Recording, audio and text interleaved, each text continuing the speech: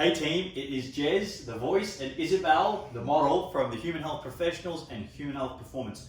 Isabel's here to teach you today how to do an effective hip flexor stretch with a couple of different positions. The first one we're going to teach you is in a kneeling lunge position, pretty much with a 90 degree angle at her front and back leg.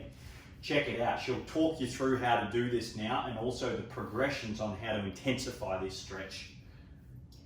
So if you're not feeling your hip flexor stretching in this position, what you can do is bend your front leg a little bit more or move your back leg a little bit further back so that you have more room to bend into this position.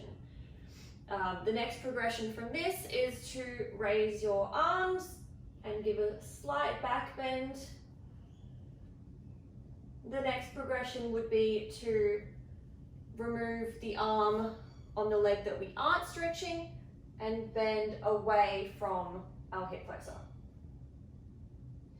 Now remember, when you're doing this, when you're trying to stretch out your hip, the opposing muscle always needs to be contracted. So when we're doing this, we really want to squeeze our glutes hard, push our hips forward and tuck our pelvis so that we can really open that hip region.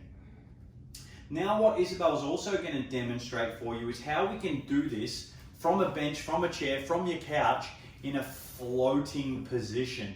What I like to call a floating position. So it's like the start of a Bulgarian split squat, and that's why probably a lot of people think a Bulgarian split squat works their back leg. It's really just because it's putting that back quad and hip on so much stretch.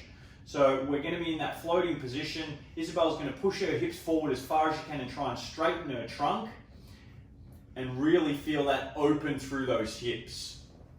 So what you'll notice when you're doing this one, it is a dynamic stretch because not only is the front leg now holding you up and working hard, the back leg is opening. So you can call this, if you want, a Bulgarian split squat hold, or you can call it a functional hip flexor stretch.